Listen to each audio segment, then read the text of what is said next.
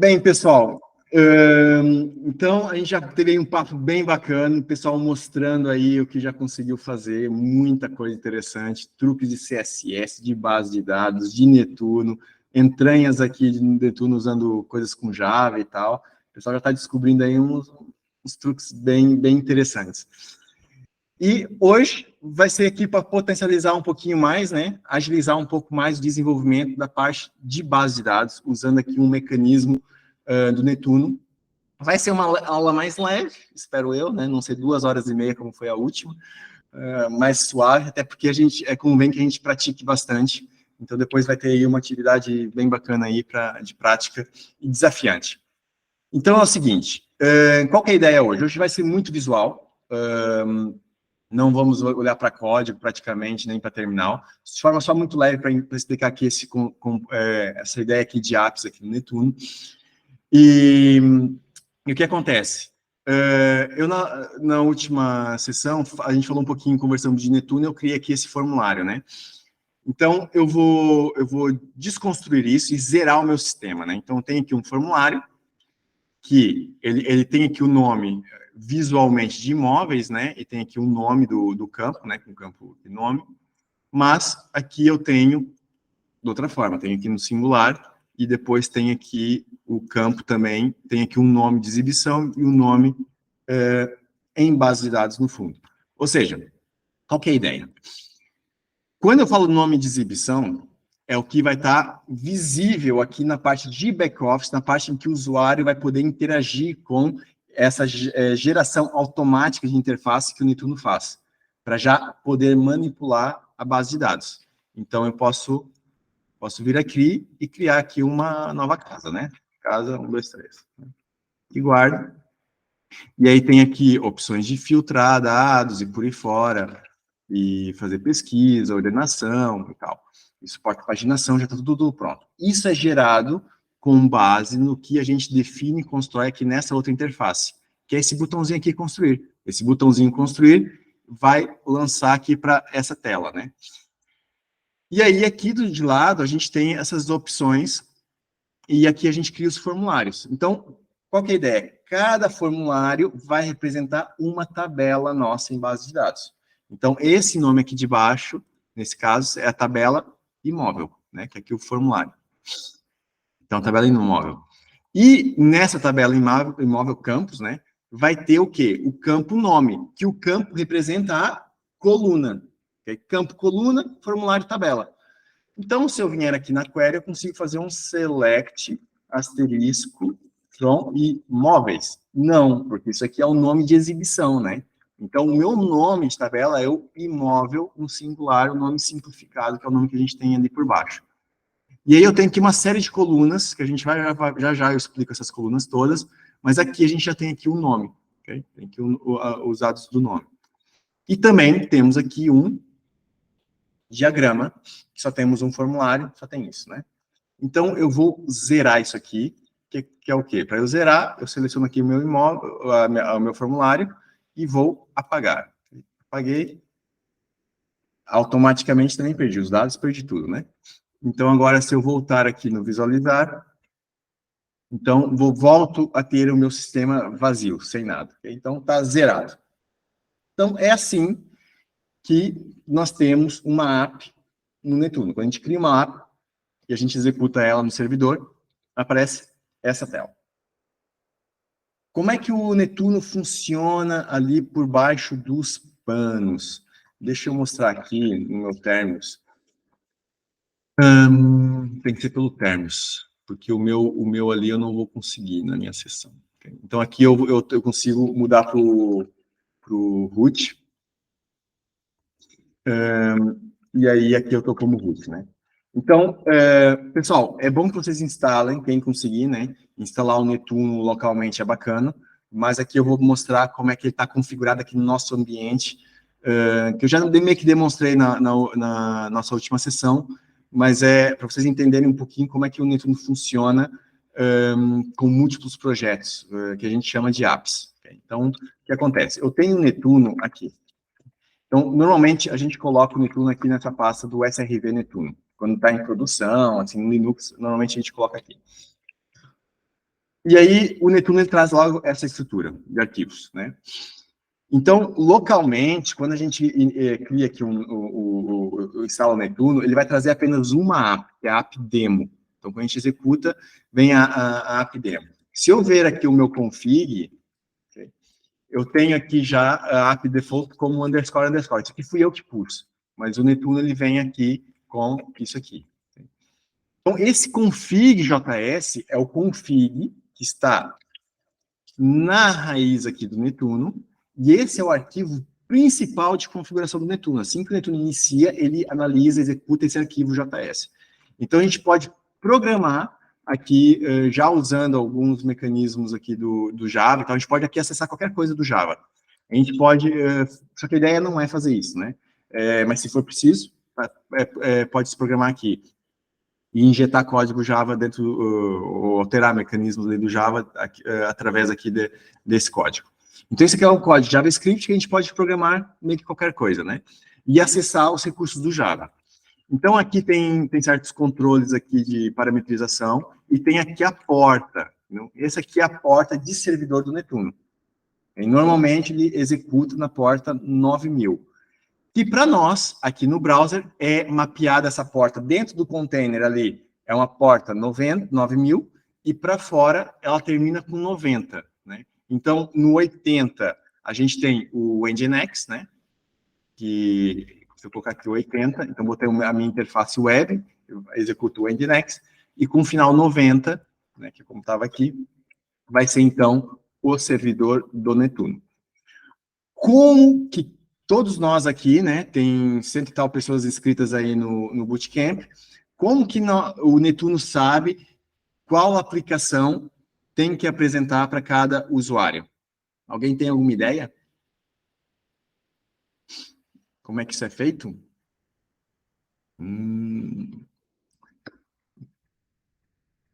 Por aí diz? Poderia ser, Marcos, mas não é. Acaba que quase que funciona como um ID, que é o nome da nossa aplicação. Então, que é como se fosse o nome do nosso projeto. Então, o Netuno ele analisa o quê? O host name. Okay?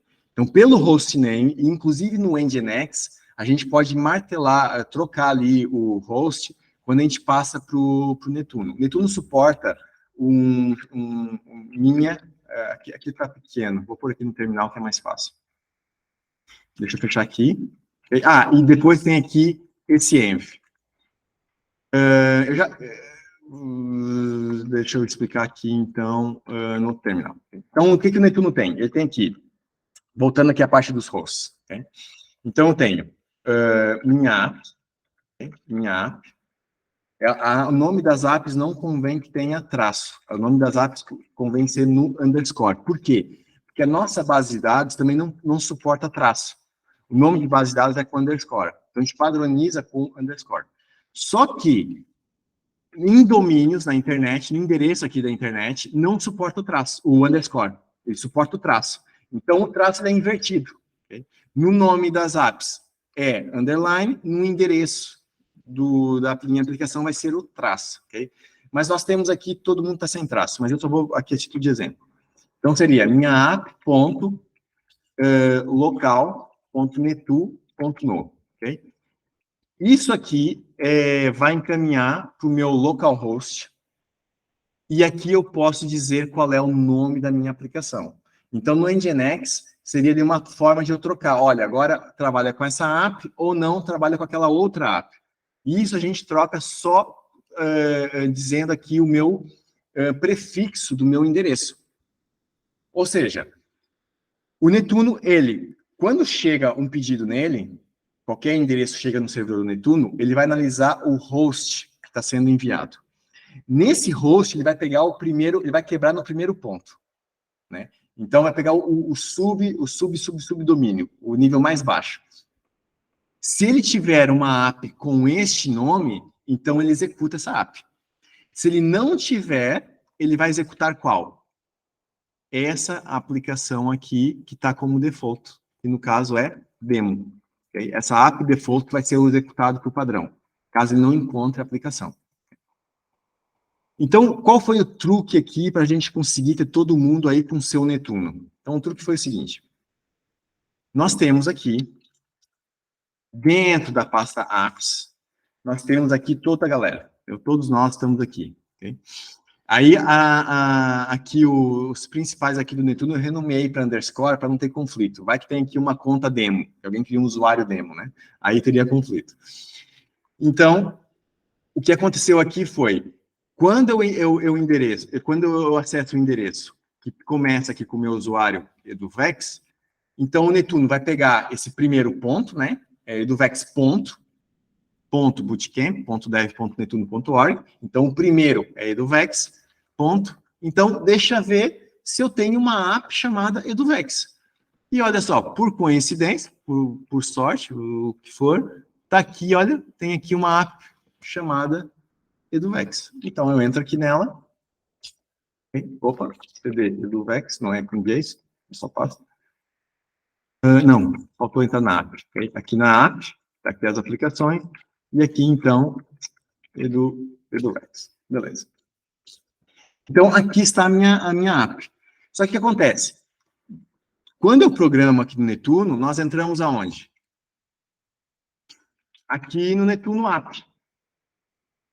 Então, há um symbolic link, há um link, que é a nível do Linux, né?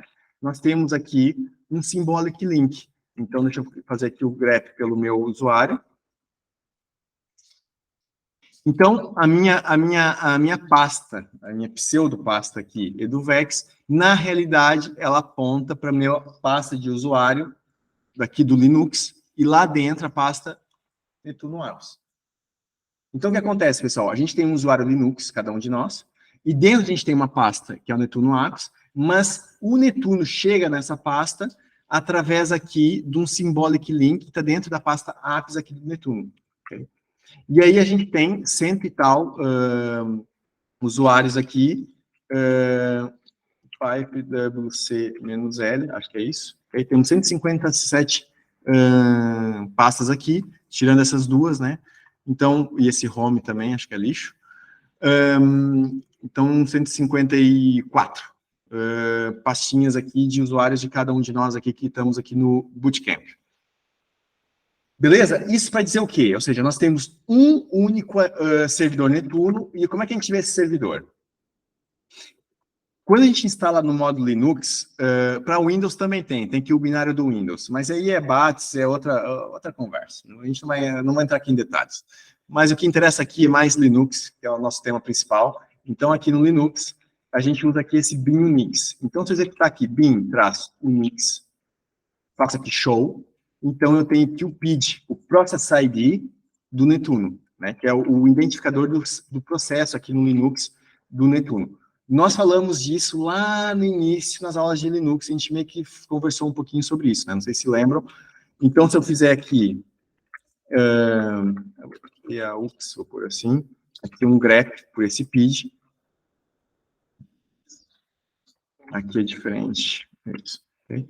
Então, eu tenho aqui o processo aqui do Netuno, olha, tá aqui. Grau VM, Java, tal, netuno.jar server. Okay? É esse carinha. Então, eu posso fazer aqui o kill do Netuno. Deu aí uma travada, Vinícius? Às vezes dá uma engasgada. Espero que depois na gravação fique bem aqui. Ok, beleza. Então, o que acontece? Aqui nesse bin Unix, é como a gente gera o servidor do Netuno aqui. Então, eu tenho o show, para mostrar o processo, e o bin-unix stop, eu vou parar o meu servidor do Netuno, ok? Então, agora, se vocês tentarem, olha aqui no show, vamos ver, bin-unix. Espero que ninguém está fazendo nada de importante, né? Parou o meu servidor do Netuno. E agora aqui, vai dar aqui um crash, aqui também, né? Ok? Já deu aqui o crash, tá? O servidor está parado. Okay? Beleza. Então, para eu inicializar o meu servidor de volta, o que eu faço? Eu posso fazer o /netuno server app eduvex. Desta forma, eu vou iniciar o Netuno apenas com a app EduVex, mais nenhuma. Okay? Se eu fizer isso, então eu vou executar aqui o Netuno, ele vai executar apenas com a minha app. Aí, quando vocês acessarem aí os vossos endereços, vocês vão cair na minha app, e não na vossa mais. Okay? Então, vamos fazer aqui um teste, deixa eu ver se funciona. Se eu acessar aqui, olha, aqui é o nomezinho da aba, aqui em cima. No nome da aba tem o nome da app, ok? EduVex. Se eu mudar aqui o endereço para o Bootcamp, por exemplo, ok? Carregou aqui EduVex. Então, qualquer coisa que eu colocar aqui, ele vai abrir a minha aplicação. Então, se vocês fizerem aí o teste agora, está só com o meu. Desta forma é que a gente normalmente utiliza. Olha, pessoal, já está dando aqui isso aqui é normal, esses erros. É quando fecha a conexão de forma forçada aí no browser, dá esses erros de commits. Mas isso aqui é comunicação de redirect aqui e tal. É tranquilo. O que acontece? Quando eu executo localmente, eu normalmente utilizo isso no meu modo de desenvolvimento. Eu estou programando um projeto, numa aplicação, então eu digo aqui para o servidor do Netuno usar a minha aplicação só, e assim eu posso ter dentro aqui da minha pasta apps diversos projetos. Mas quando eu vou trabalhar, eu trabalho com um. Então eu inicio o servidor do Netuno só para o meu projeto que eu vou trabalhar naquele instante, né? Pessoal, aí o que acontece? Deixa eu agora voltar aqui, eu já parei o Netuno, né? Ctrl+C, parei aqui, interrompi aqui o processo. Deixa eu iniciar o Netuno no modo normal aí, para todo mundo poder trabalhar, né? Então, vou executar ele aqui no modo Start. Com esse programa, com esse aqui, ele vai executar o Netuno. É só netuno./netuno server. Okay? Se eu não disser nenhuma app, der Enter, ele vai levantar, vai processar todas as aplicações. Vai estar disponível para a gente utilizar. Só que o que acontece? Eu vou ficar preso aqui no processo de execução aqui do servidor. E aí, se eu perder a minha conexão SSH, se eu fechar aqui essa janela, esse servidor vai parar de funcionar. Então, esse script aqui, ele faz com que o servidor do Netuno execute em background, aqui no meu Linux. E aí, se eu perder a minha conexão aqui do SSH, ele continua executando por baixo dos panos, né? Então, agora ele iniciou. Deixa eu ver aqui se ele já tem aqui o show. Pronto, já tem aqui um Process ID.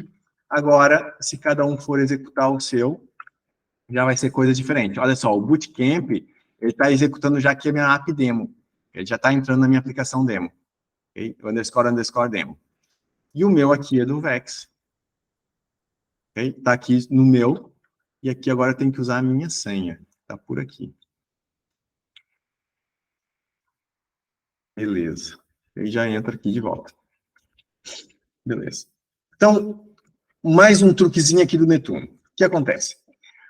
O Netuno tem aqui esse config.js, né, que a gente já falou, e aqui, esse aqui é para identificar o servidor, eu escrevo aqui o nome do meu servidor, né? Isso aqui é mais útil, pessoal, quando a gente tem múltiplos Netunos interligados, isso aqui é uma condição mais avançada, que não é bem cluster, mas é quase como se fosse. É ter uma série de Netunos em servidores diferentes aqui, e a gente distinguir um dos outros aqui como se fosse uma rede de Netunos, tá bem? Isso é bem avançado. Isso aqui é para quando nós temos uma situação de de muita carga, né, no Netuno, e são técnicas aqui, configurações mais avançadas que não vem ao caso. Mas aqui, no caso dessas env aqui, é interessante, porque o que acontece? Esse env é o environment, né, é o ambiente que o Netuno tá trabalhando. E aqui, normalmente, a gente diz 2, podemos ter 3, 4, 5, quantos ambientes a gente quiser, ok? Mas, essencialmente, nós dizemos 2, que é o development e o production, né? Ou seja, nós dizemos para o Netuno, olha, tu vai funcionar em modo produção ou tu vai funcionar em modo desenvolvimento. O que muda? Muda o seguinte, de acordo com o que está aqui no env, ele vai executar o nosso arquivo de configuração. Então, aqui na minha pasta da minha app, se eu entrar aqui na minha pasta config, eu tenho aqui os arquivos de configuração do Netuno. Eu tenho 2 arquivos para cada ambiente de configuração. Eu tenho um JS e tenho um JSON. Esse JSON é a parametrização geral ali do Netuno. O JS é um código que eu posso injetar para criar, programar a configuração de forma dinâmica, programaticamente, ok? Se eu quiser fazer algumas operações aqui de forma automática, eu posso injetar código aqui nesse arquivo JS. Não? Normalmente não tem nada, mas a gente pode estender aqui com alguma customização. Então, as apps, quando eu crio uma app no Netuno, tanto ela pode, ela já vem por padrão com esses dois scripts, de development e de production. Okay? O que muda é, tudo que é do Netuno, que é próprio do Netuno, normalmente a gente põe aqui nos scripts o underscore na frente, tá bem?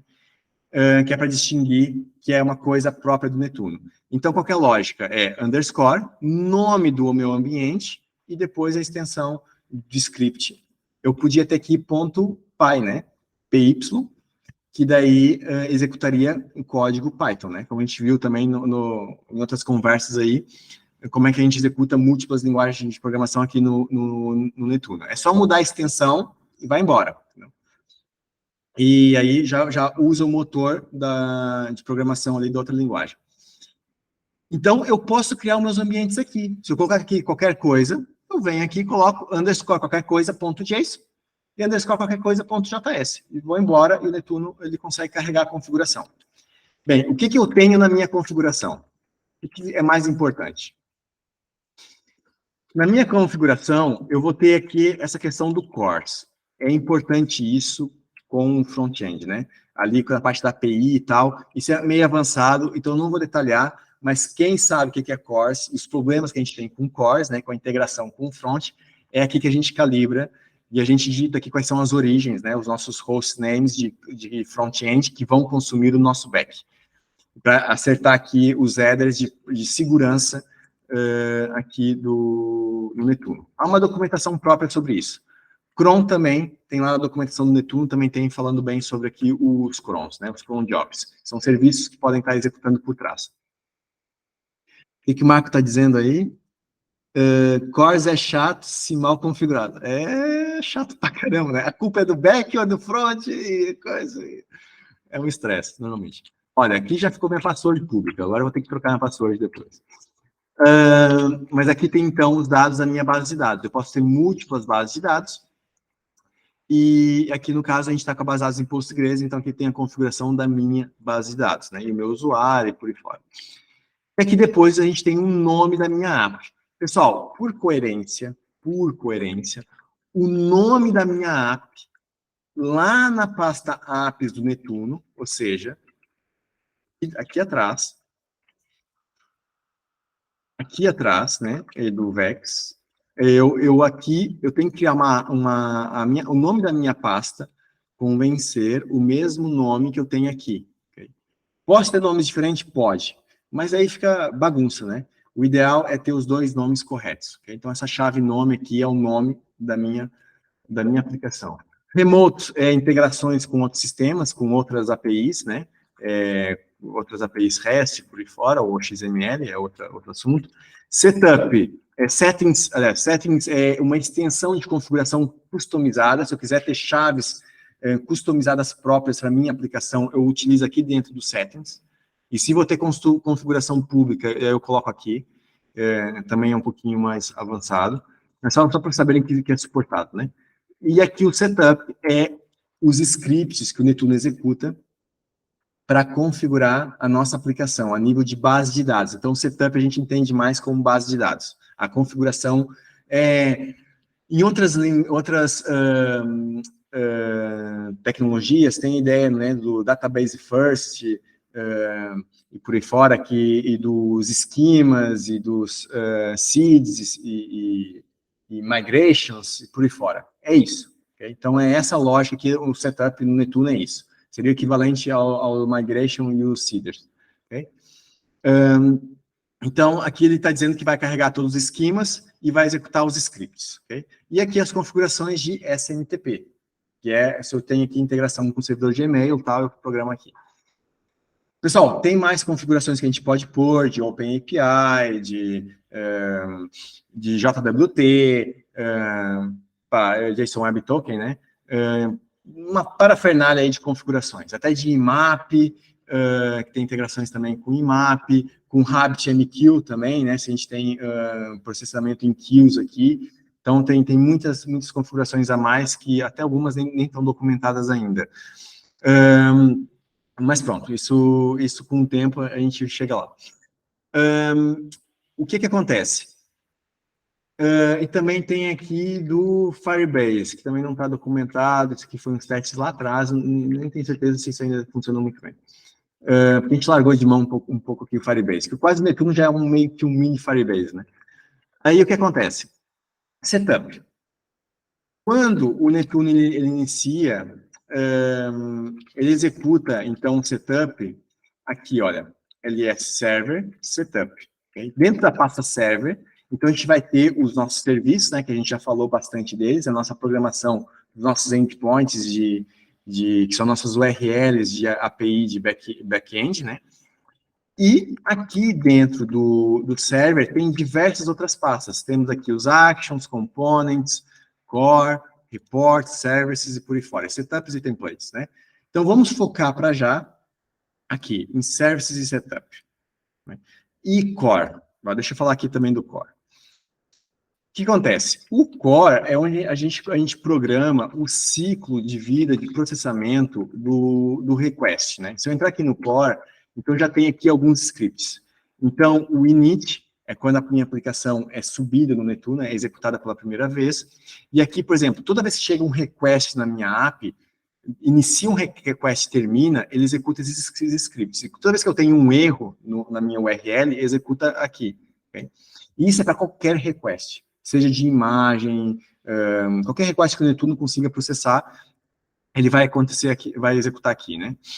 E aqui depois, aqui é quando tu processa a URL, né? A gente pode fazer tipo um redirect. Se eu quiser programar um redirect aqui internamente no Netuno, eu posso mexer aqui também. Mas o que tem a ver mais com serviços, então, nós temos uns scripts próprios para programar um ciclo de vida aqui dos serviços. Caramba, chegou mais gente, onde é que eu acho isso? Ai, perdi, pessoal. Tem aqui mais gente querendo entrar na sessão e eu não estou conseguindo achar. O Meet mudou. Viu? Ah, ok, agora apareceu. Boas, olá, André, boa tarde. Bom dia, André. Depende se estiver em Portugal, né? Se Portugal, boa tarde. Aí, o que acontece, pessoal? Então, aqui nós temos os scripts para também programar o ciclo de vida da execução do serviço. Então, a gente tem logo um service config. Esse cara é executado de cara logo, quando um serviço vai ser executado. Aí, depois executa aqui o start e o end, no fim do processamento do nosso script de serviço, né? E se acontecer algum erro, também tem aqui a parte. Ou seja, aqui são requests genéricos e aqui são coisas mais a ver com o nosso serviço, né? E aí, aqui no service config, tem aqui, por exemplo, permissões, né? Então, o que acontece? A gente acessa os nossos endpoints, a gente cria lá um arquivo no Netuno e funciona, a gente chama no endereço do browser e funciona, por quê? Porque está aqui, se o ambiente for dev, isso aqui é uma abreviação. Ou seja, se eu fizer aqui uma validação só pelo prefixo do meu environment, né? A gente falou lá atrás da configuração e tal dos diversos ambientes, ele valida com esse recurso aqui, o _env.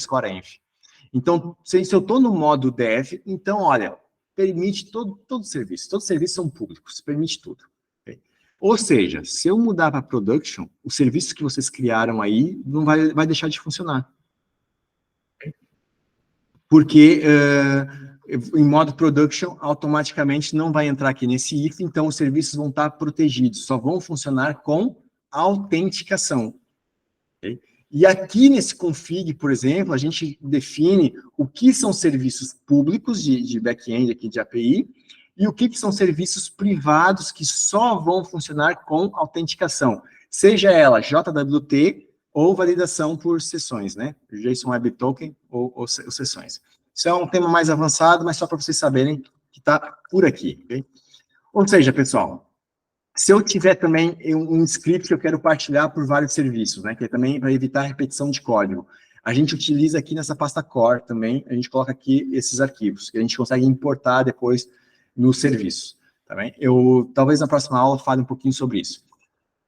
Também a gente pode incluir aqui módulos do Node, né, tem aqui o package.json, então como o Netuno funciona aqui também integrado com o Node, usando o Node, né? Se eu programar em Python, em Ruby e por aí fora, já vai ser diferente, né? Mas no caso do Node, o Netuno já vem aqui puxando a sardinha aqui para o JavaScript e para o React, que acaba sendo a tecnologia que a gente mais utiliza. E aí, se eu quiser usar algumas coisas do Node, também posso instalar aqui e acessar depois, fazer o require lá nos meus arquivos JS de serviço, também funciona. Okay? E aqui o setup, então, como eu tenho a minha base de dados vazia, eu tenho um start e o end. E aqui, quando inicia o carregamento aqui da minha base de dados e termina. Okay? Então, vamos brincar aqui, pessoal. Eu falei que ia ser mais visual e até agora não foi, né? Então, vamos mudar aqui, tentar puxar a aula aqui para a parte que mais interessa, talvez, que é a parte mais visual, que é pôr a mão na massa e sair utilizando, né? Mas pronto, essa parte aqui, pessoal, para vocês terem noções das entranhas, um pouquinho aqui do Netuno, como é que ele funciona, e para saber que é possível fazer coisas bem avançadas ali e tal, e suporta ali várias coisas assim que nem sequer ainda estão documentadas, mas que já tem implementada e que funciona muito bem, que a gente utiliza em produção. Mas na Citana, claro, por não estar documentado. Então, o que acontece? Eu aqui posso criar um formulário, né? Primeiro, vou criar um formulário sobre o quê, pessoal? Alguém tem alguma ideia? Uma temática para a gente poder elaborar aqui? Que dê para definir uma estrutura meio complexa. A gente precisa ter relações e por aí fora. Alguém sugere algum tema? Pô, pode ser de estados, né? O Brasil, na questão de tem 26 estados e tudo mais, Ah, boa! cidades. Então, vamos pôr a lógica de país e estado. Pode ser? Então, eu vou criar aqui um formulário de país. País já termina com S, né? E aí, eu não vou ter nenhum pai, que seria hierarquia, né? E vou criar aqui. Criei aqui o formulário. E aqui agora tem diagrama, né? Aqui do meu pai, país. E aí eu faço aqui um select asterisco from país. Beleza. Então o Netuno já cria para mim essas colunas. O que são essas colunas? Essencialmente, pessoal, parte dessas colunas aqui tem a ver com... deixa eu abrir aqui de novo. Não a app demo, mas a minha. Então já tem aqui o país, ele não tem nenhum campo, mas ele já tem aqui um ID. E se eu vier aqui na gestão de usuário, eu posso gerir as permissões aqui para o formulário, né? Então tem essas permissões aqui e tal. E posso personificar, entrar no acesso da outra conta de outro usuário, né? E tal. E aí sai e volta aqui para minha conta dev. Bem, esse tipo de mecanismo, então o Netuno utiliza essas outras colunas para gerir. Okay? Então tem aqui para gestão da interface, ativo, lock e tal, tem mais a ver ali com a interface. Então, por padrão, ele já cria essas colunas. Sendo que o UID é o UUID ou GUID, né? Com G, né? Com G na frente, que é o GUID e o UUID. São no fundo a mesma coisa, né? Que um é o Universal Unique Identifier e o outro é global, né? Globally Unique Identifier. Okay? Então, o que acontece? Isso aqui são um ID, que é esse númerozinho que o pessoal já deve ter visto por aí, né? É muito comum nas URLs. Inclusive aí na plataforma do Netuno tem várias aí. Quando a gente abre uma formação lá em cima, até aparece esse número, né? Então, o que acontece? Nós devemos mandar na nossa API o GUID e não o ID. Por quê? Porque o ID é sequencial. Então, vamos lá criar aqui um campo. Vamos fazer um teste. Se eu criar aqui agora um campo, nome do país, né? É a chave primária, ou seja, eu não quero dois países com o mesmo nome. Ele não é nulo, ou seja, não pode estar vazio, tem que ter o campo preenchido. Aparecer como filtro nos resultados, quando visualizar, editar, novo, tal, beleza, aparecer sempre. E vai ser do tipo text. Okay? Posicionamento, guardar e está criado. Então, agora, se eu venho aqui no diagrama, tem aqui o meu nome. Se eu fizer aqui um select, então agora tem aqui a minha coluna nome, né? Tudo vazio. Se eu agora vier aqui e apareceu já o nome, e posso inserir, então, Brasil. Vou inserir aqui também Portugal. Portugal. Então, tá feito. Beleza. Agora, aqui eu tenho só o ID, né? Mas repara o seguinte, se eu fizer aqui o select, automaticamente Netuno gera para nós o UID. Então, nas nossas relações, no relacionamento entre formulários, que são tabelas no fundo, né? Nesse relacionamento, a gente vai utilizar os UIDs. Não, desculpa, a gente vai usar os IDs numéricos, ok? Esses números, porque tem mais performance a nível de base de dados. Mas, na nossa comunicação com o front-end, a gente vai expondo ali no nosso JSON, a gente não vai expor o nosso ID, pessoal, a gente vai expor o nosso UID.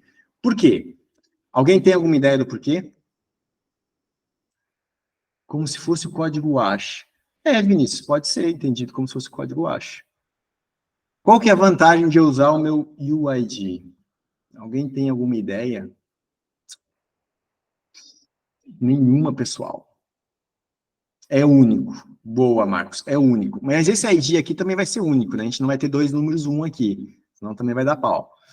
Mas a ideia de ser único do Marcos, que eu penso que ele queria dizer, que é o único no universo. Ou globalmente, né?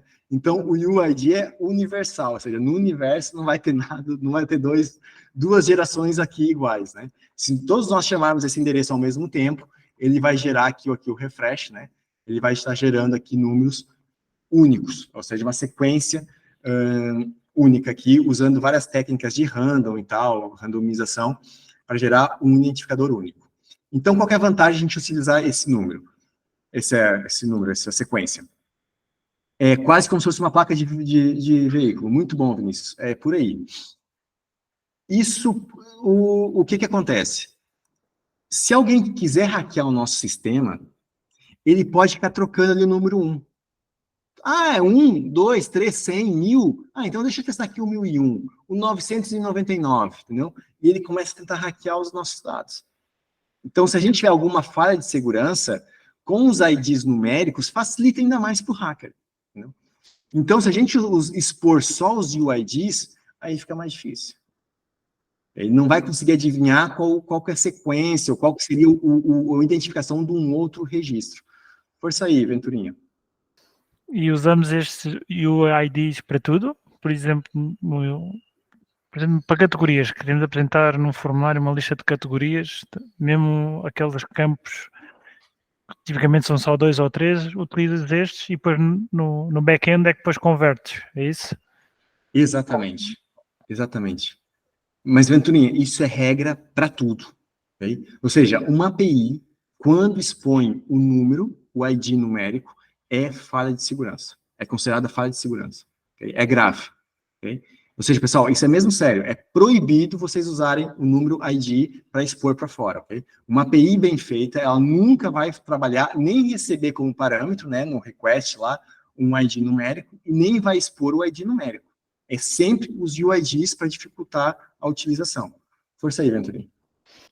Então, e o gerador deste ID, qual é a garantia que temos que é único? Todas as pessoas do mundo usam o mesmo gerador? Aí que acontece. Isso a gente tem que confiar que se esse gerador tiver falhas, então as bitcoins também estão ferradas, toda nossa compra online também está ferrada e toda a autenticação online também está ferrada. Porque a base é mais ou menos a mesma, né? É baseada em cálculos com números primos e random e por aí fora, e randomização e tal. Porque o random em informática é complexo.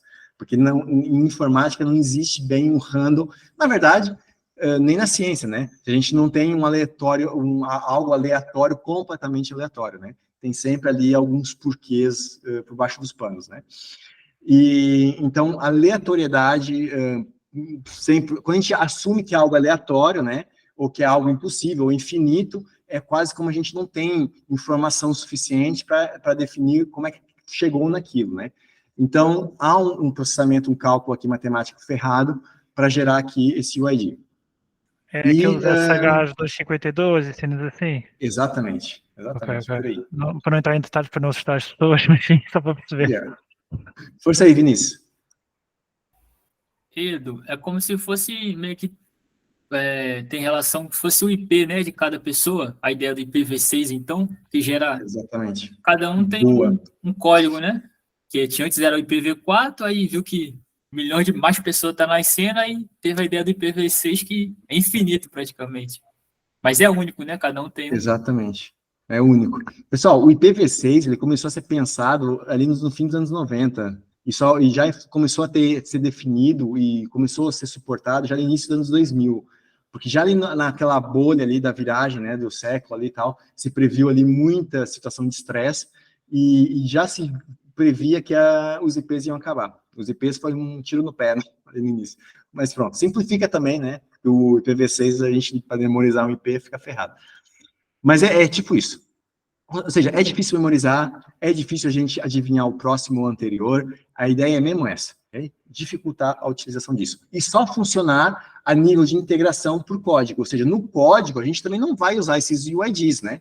A gente vai usar algo que vem o valor do UID, a gente coloca no nosso código. Então, um exemplo ali do Venturinha da categoria seria aqui como país. Se eu vou enviar algo para o front, o que eu vou enviar para o front? Eu vou enviar o UID e o nome. Com isso, o front-end se vira. Então, olha, apresenta aí uma lista de países. E a lista de países esse aqui é a identificação de cada país, e aqui é o nome. Se eu tiver mais parâmetros, né, e vai embora. E o que me interessa no back-end é esse cara aqui. Entendeu? Isso aqui que me identifica unicamente cada registro. E aí, pessoal, vamos agora, então... deixa eu mostrar aqui algo antes, só para terminar aqui a explicação do server. Mostra aqui, por exemplo, no Kluar. Então, o que acontece? Aqui no Kluar, a gente tem aqui o server setup, né? Então, o que acontece? Então, olha, Kluar perfeito. Então, a gente tem aqui, olha, dentro aqui do setup, se eu configurar o Kluar aqui com a minha base de dados, está vazia, uma base de dados nova, né? E eu iniciar a minha app aqui do Kluar, ele vai criar automaticamente todos esses formulários aqui, que são esquema. Ele vai gerando por trás. Então, ele vai criar aqui o código para criar o formulário e depois aqui adicionar campos, os componentes aqui em cada formulário, né? E então, com base nisso, ele vai reconstruir as minhas tabelas e os meus campos, né? Então, isso aqui é gerado automaticamente, não convém mexer nesses arquivos aqui, que o Netuno ele gera automaticamente.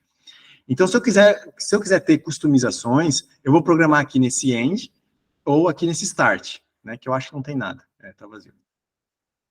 Ou, então, eu crio outros scripts aqui com esse 004 e tal, e aí eu consigo fazer programações próprias minhas, que nesse caso ele está inserindo dados na base de dados de forma meio que automática. Como é que esse código ele é feito aqui? Esse código, para facilitar o seeder, né, ou seja, uma outra tecnologia que usa migrations tal, seria o nosso seeder, né? Que é alimentar aqui os primeiros dados da minha base de dados quando ela está vazia. Então, nós utilizamos aqui um mecanismo aqui no Netuno, que eu venho aqui no formulário, expando aqui mais opções, tem aqui uma série de parametrizações, e eu gero aqui um script JSON, um script JS, aliás, que é um script JS, né? E aí ele gera aqui para mim, olha aqui o UID. Lindo, ok? Ou então exporta já também os meus dados aqui em JSON, ok? Os dados crus todinhos já em JSON. Então, o Netuno também já traz, de forma automática, essas exportações. Se eu ver aqui o meu formulário, eu tenho aqui a exportação já direta para Excel, XML, JSON, por aí fora, tá bem? E aqui operações massivas e tal. Então, essas parametrizações aqui de baixo, eu também controlo aqui, ok? E se eu quero usar UID, se eu quero exportar, na exportação eu quero exportar UID ou não, olha só, eu desliguei aqui ID. Então, ele não vai exportar os IDs, só vai exportar UID, né? Então, se eu exportar aqui um XML da vida, deixa eu ver se eu consigo abrir aqui. Caramba. Abre aí. Ok. E aí, deixa eu ver se eu abro aqui. Okay? Ele já exportou aqui e não veio os IDs, né? Porque está desligado ali.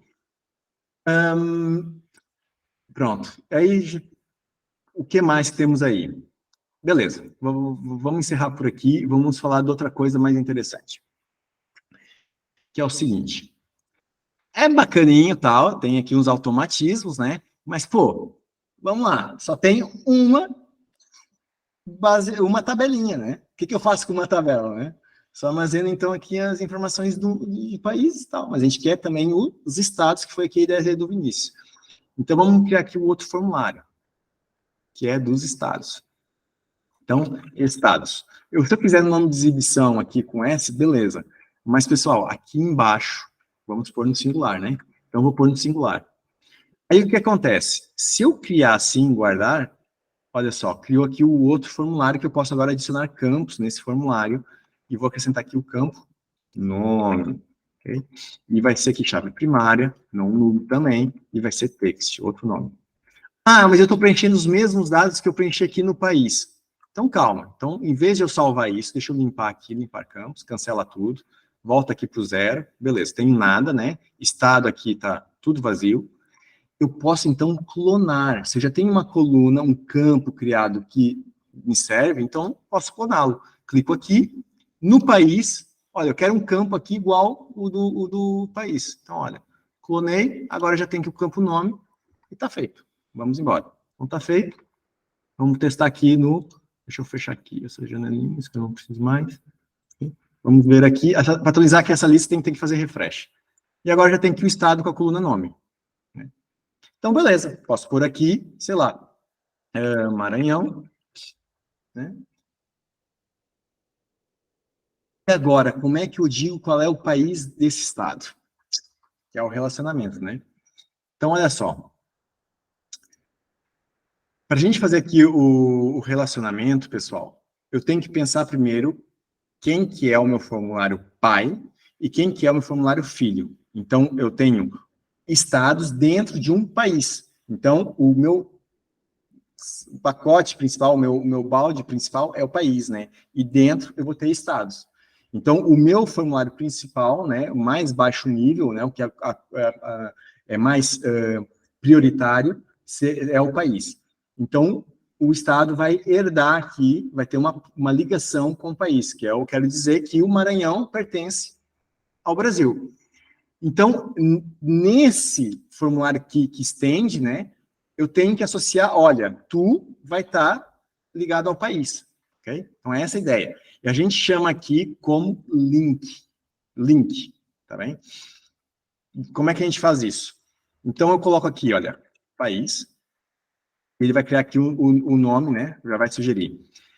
Eu quero não nulo, vai ser um campo obrigatório? Vai ser um campo obrigatório. Vai ser chave primária? O que vocês acham? Aqui no estado, no meu país, vai ser chave primária?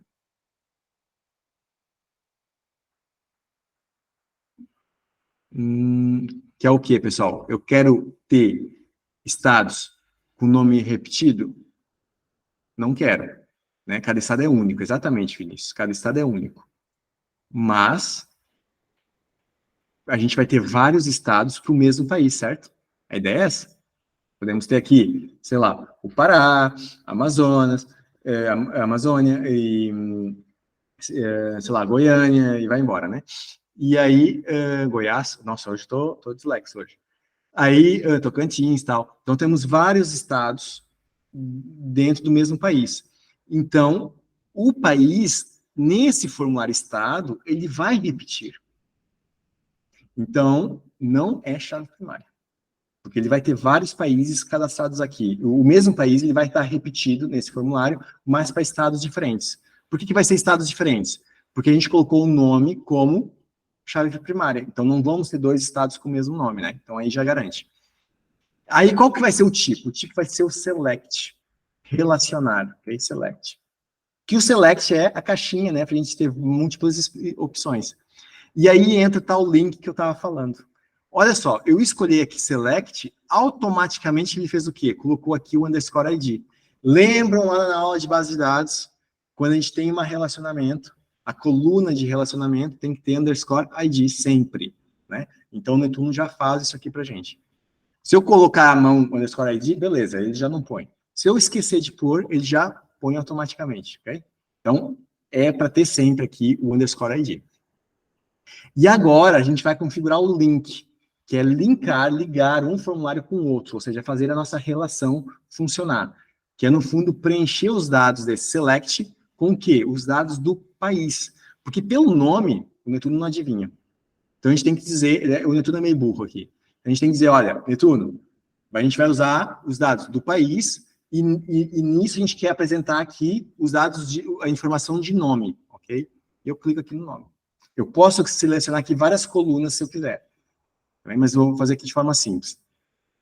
Então, dessa forma, se eu fizer aqui o guardar, agora, se eu vier aqui no meu diagrama, então já tem aqui uma relação. Os estados estendem aqui, pertencem aqui ao país, ok? Pessoal, isso aqui não é um diagrama de base de dados, ok? Isso aqui não é um diagrama de base de dados. Um diagrama relacional, de base de dados relacional, é diferente, ok? Isso aqui é um diagrama que a gente chama estrutural aqui do Netuno, né, da arquitetura de estrutura de dados, que no fundo é para a gente mentalmente lembrar que o Estado o estende do país, ok? A gente analisa aqui de sentido contrário do que o diagrama de relacionamento de base de dados.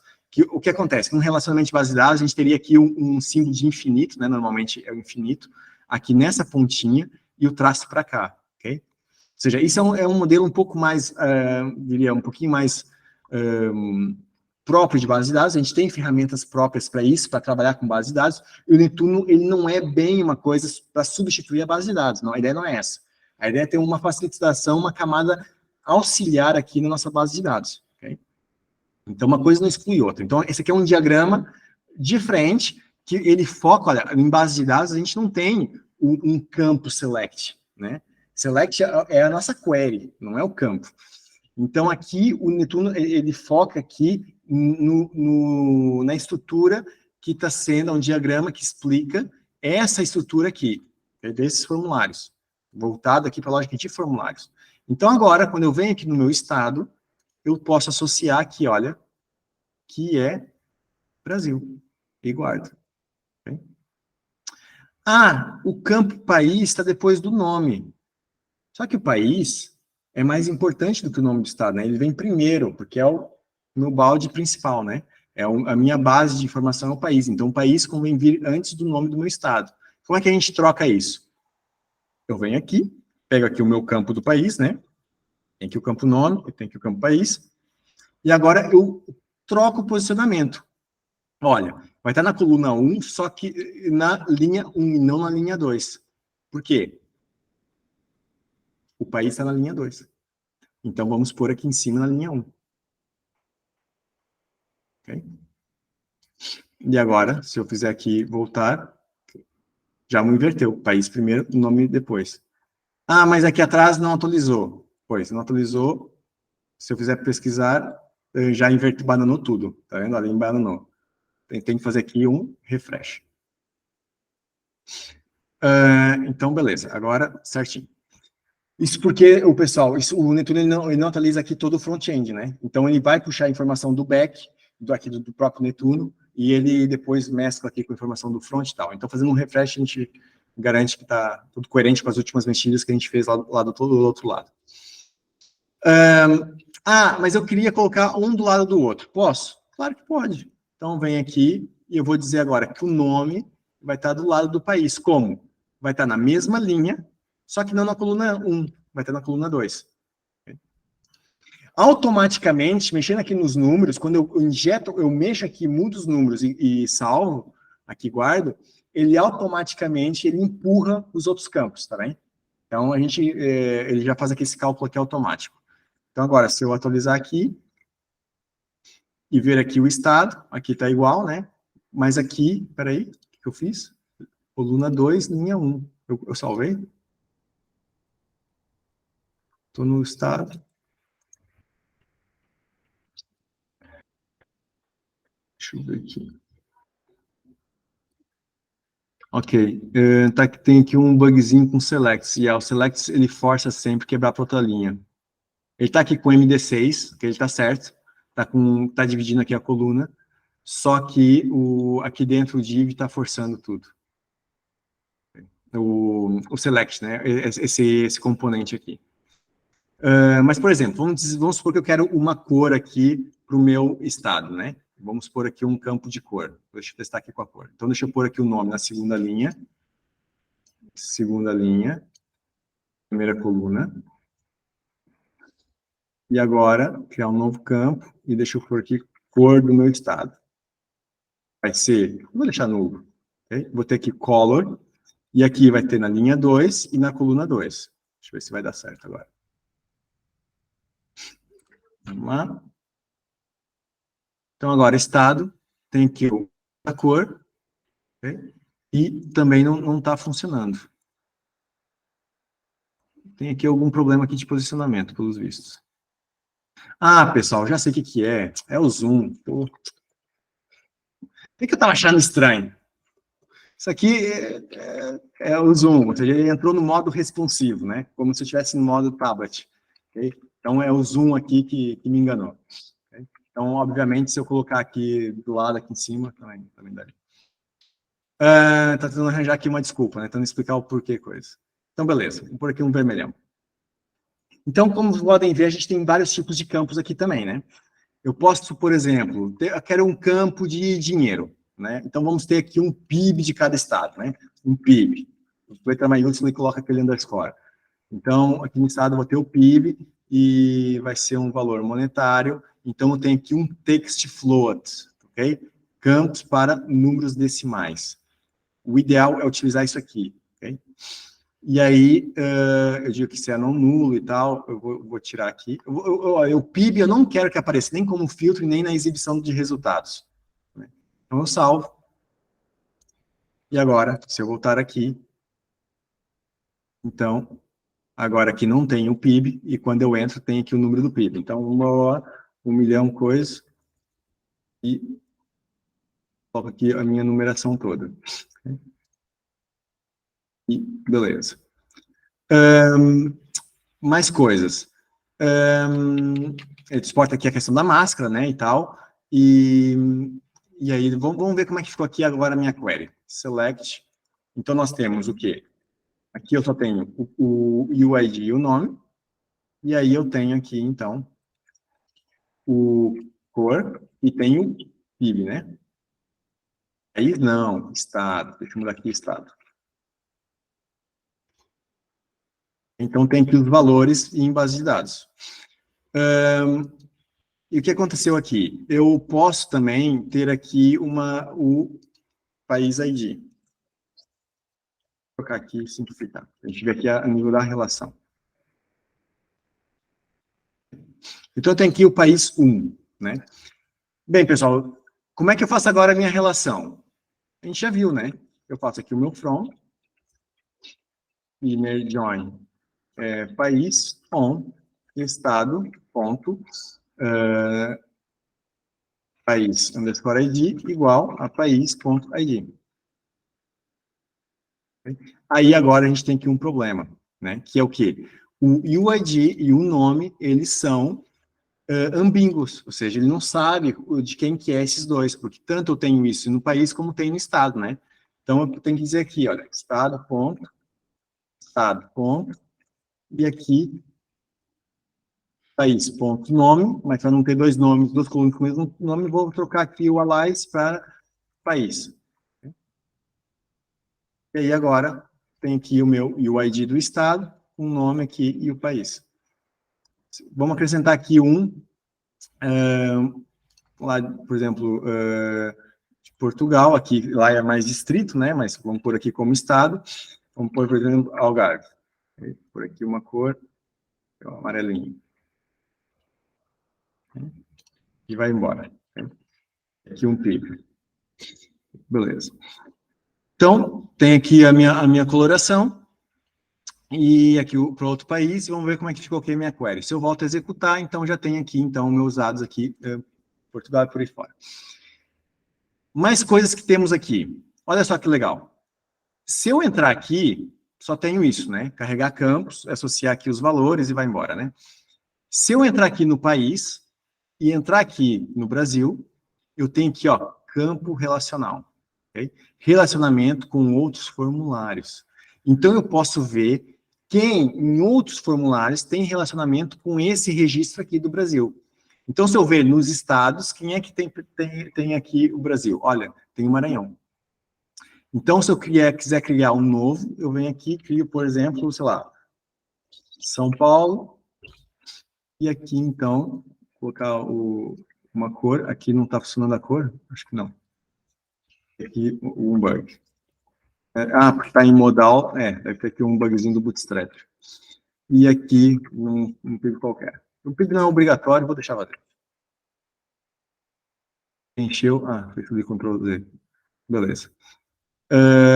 E aí, ele adicionou aqui um novo registro, e repara o seguinte, eu fazendo aqui para essa janela, eu não consigo mudar o meu país aqui. Porque ele já está fixo, já está preso com o valor aqui de trás, né, com esse dado. Então, aqui eu vejo exatamente o que está relacionado. Se eu for aqui para Portugal, então, obviamente, eu vou ver só o que está relacionado aqui com Portugal, né? Pessoal, essencialmente é isso. Só que o que acontece? A gente tem aqui vários tipos de campos, né?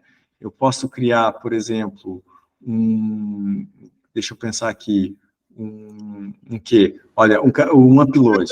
Um booleano, Edu, tem acesso por mar ou não? Sei lá. Falso. Sim, checkbox, né? Checkbox. Verdadeiro ou falso, um booleano. Então, exibir aqui como resultado, beleza, mas como filtro não, porque é chato como filtro um booleano, porque automaticamente já vai filtrar como vazio ou como checado, né, e tal, né?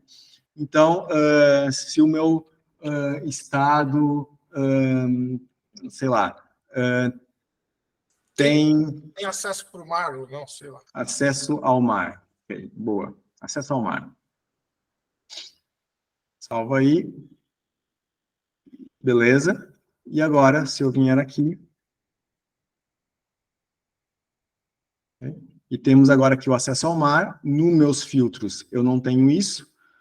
E, pronto, aqui tem o filtro da cor que ficou, né? Então, se eu quiser filtrar aqui o preto, ele está filtrando. E aí, aqui o acesso ao mar, não, o Algarve tem, claro que tem, né? Então, deixa eu ativar aqui, tal.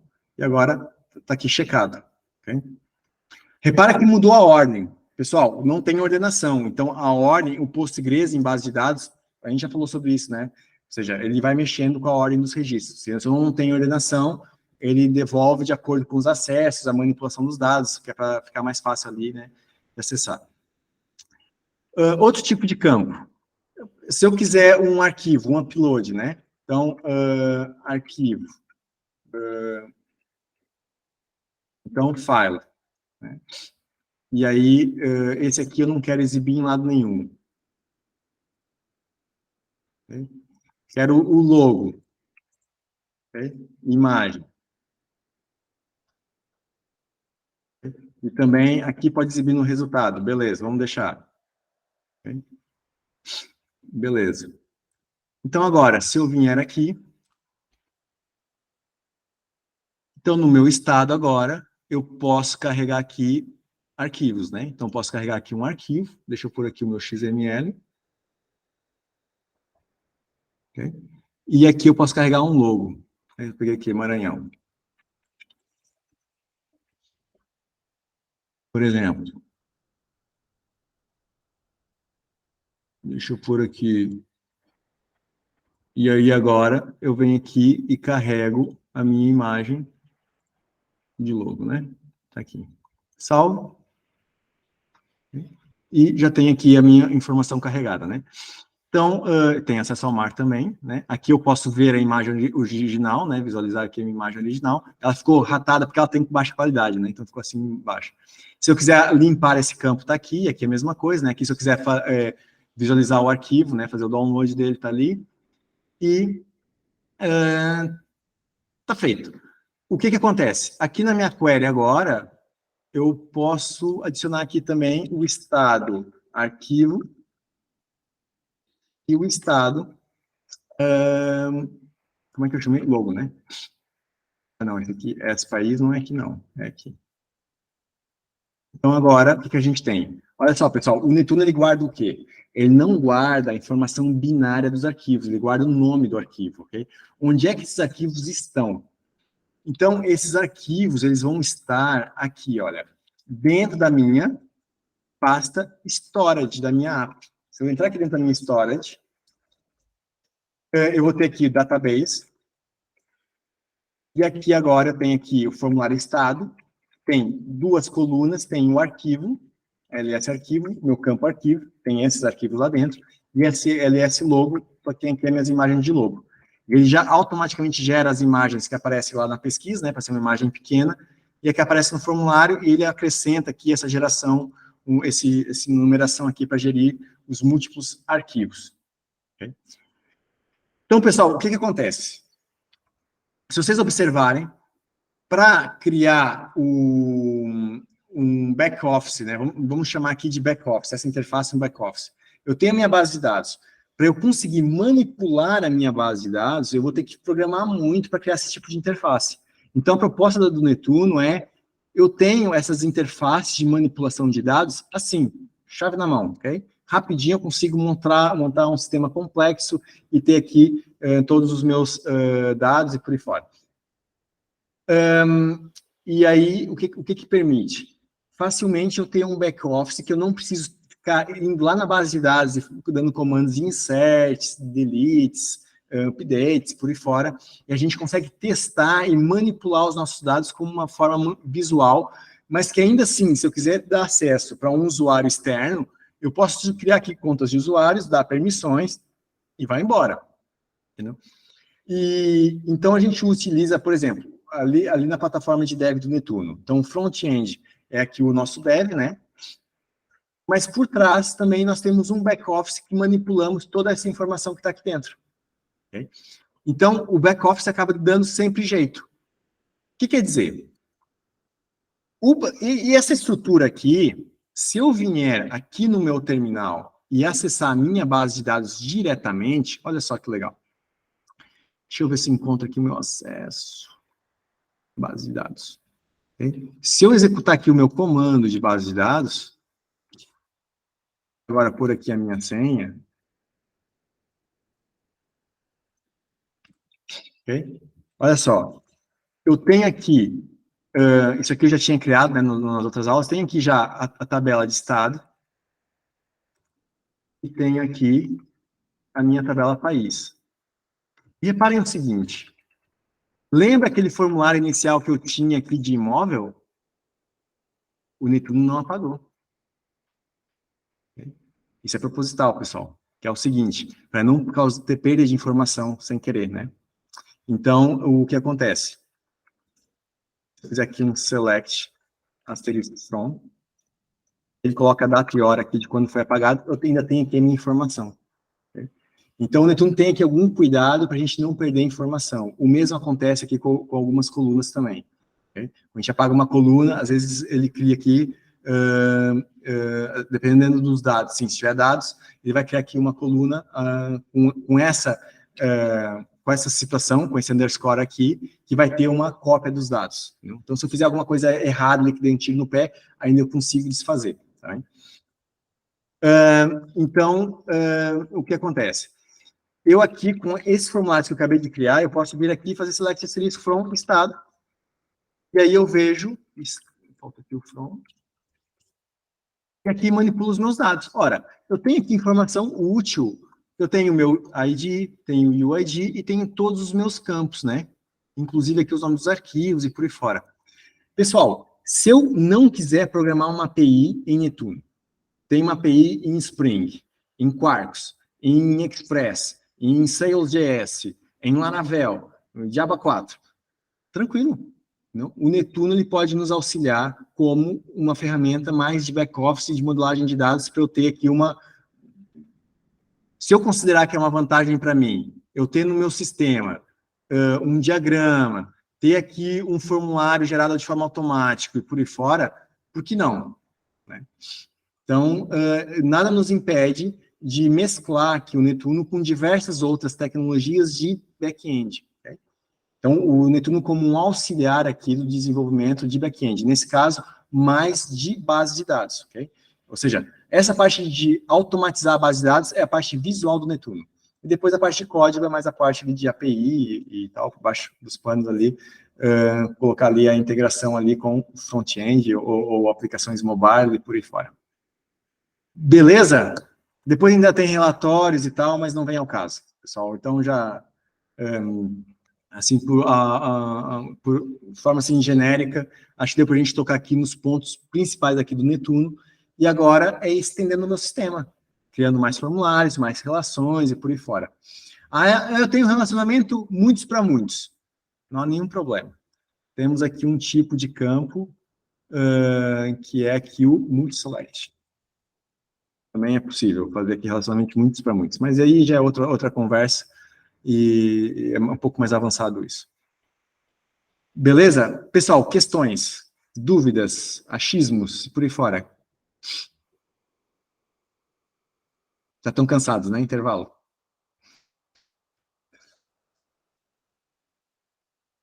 Então, beleza. Alguém levantou a mão? Força aí, Venturinha. É rápido. Não dá para aproveitar esses formulários para depois passá-los para o front-end? Isso que era bom, né? Pois. Por acaso tem uma forma de usar os formulários automaticamente gerados diretamente aqui nesse dashboard. Okay? Para fora, isso está no roadmap do Netuno, okay? Para fazer a geração automática de formulários públicos, né? Para caso que a gente queira colocar já de cara assim formulário de contato no meu website, né? Isso está a ser preparado aí. Não, mas por exemplo, ou seja, eu tipicamente faço aplicações do back-end para o front-end. Por exemplo, para mim dava-me jeito o formulário que eu desenhasse aqui, eu pudesse pelo menos copiar o código, não tem tipo, eu vi que alguns aí tinhas um export, não dá para fazer export em HTML do formulário? Não, porque aí entra num campo, Venturinha, bem complexo, que é o seguinte: qual tecnologia de front-end a gente quer esse HTML gerado? É cru? É cru, dava para fazer bem. Isso era mais tranquilo, fazer um formulário cru. Por acaso é uma boa funcionalidade. Então, coloca isso lá nos issues do Netuno, para não esquecer. Exato. Ok. Já faz lá uma contribuição lá na plataforma, tá bem? Ou seja, ideias, pessoal, podem colocar aqui à vontade. E já agora, puder dar umas estrelas aqui também ajuda. E aqui nos issues, né? Aqui no platform, aqui nos issues, podem sugerir aqui ideias. Teve aqui uma ideia do Luiz, né, Luiz? Já há um tempão. Foi ano passado, o que foi? Em 2022. Já foi feita. Você já fez. Você já executou já até, né? Levou um ano, mas foi. Uma hora vai. Não fica esquecido. Fica ali, vai ficar. Uma hora vai. Bugs é mais importante, né? Então, pessoal, se o pessoal tiver bugs aí, vai embora. Então, o Netuno está aqui há pouco tempo como open source, mas a ideia é ir a gente melhorando e tendo feedback aí de vocês também, e melhorar ainda mais, e também melhorando a documentação também, que ainda falta muita coisa para ser documentada ainda. Mas aos poucos a coisa vai lá. Beleza, pessoal? Tá feito? Simples, tranquilo? Acho que ninguém se assustou, né? Acho que se alguém fosse se assustar, era lá na primeira aula de Linux, né? Já terminal e tal. Então, a gente já passou por base de dados e tal. Então, agora acho que foi bem tranquilo aí para o pessoal.